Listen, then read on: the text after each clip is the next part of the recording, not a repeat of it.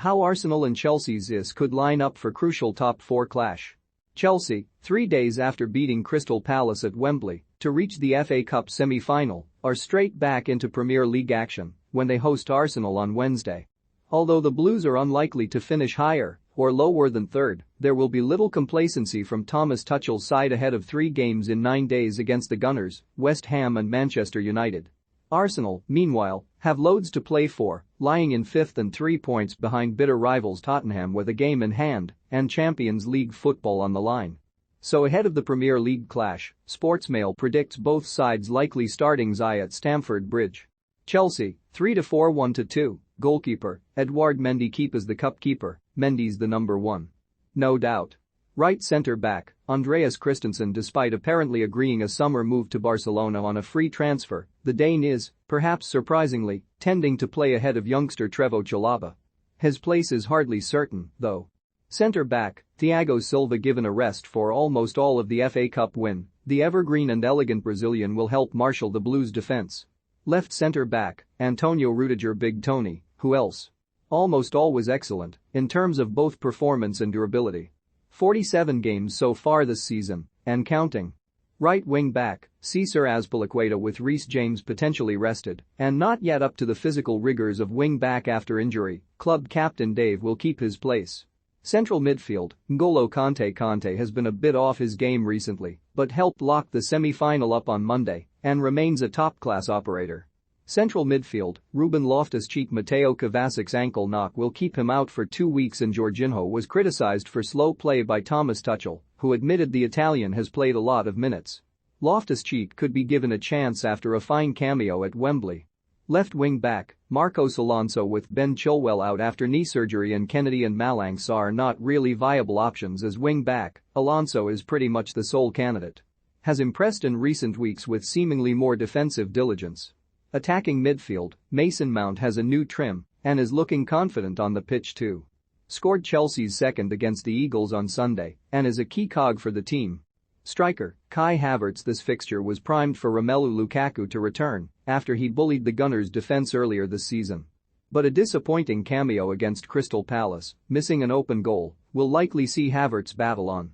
Striker, Timo Werner received player of the match in the FA Cup semi and is a willing presser, a hard worker and makes dangerous runs.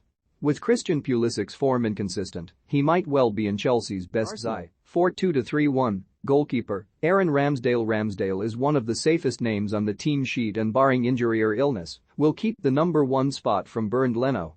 Right back, Cedric Soares. Although Mikel Arteta admitted in his press conference that Takehiro Tomiyasu is very close to a return after 12 league games out with a calf injury, Cedric is likely to continue, at least for now.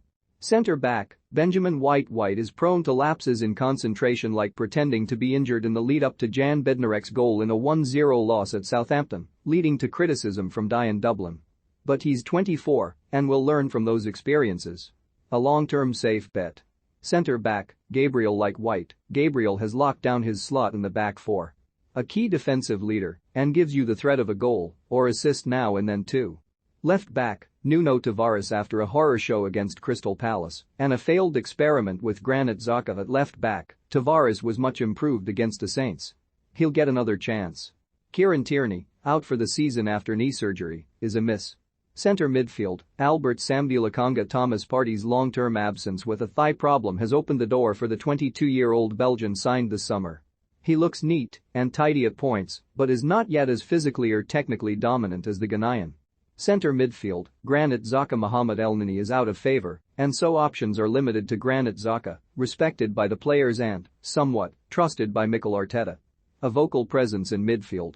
Right wing, Bukayo Saka. Moving Saka around to right back and left back to accommodate attacking substitutes might make sense on paper, but it deprives Arsenal of their best player in their best position. Stick him on the wing, let him play. Attacking midfield, Martin Odegaard. On a hot streak, not so long ago, the Norwegian's good form has slightly tailed off. He's still deservedly first pick in the number 10 role, but cover and competition would be desirable next season. Left wing, Gabriel Martinelli. One of the biggest question marks is over Martinelli's inclusion. Emile Smith-Rowe, so impressive so often, has struggled for regular game time despite his prodigious talent. The Brazilian will play, but Smith Rowe is knocking on the door for a start. Striker, Edin Nketiah, playing number 9 for Arsenal. It's all he's ever wanted, right?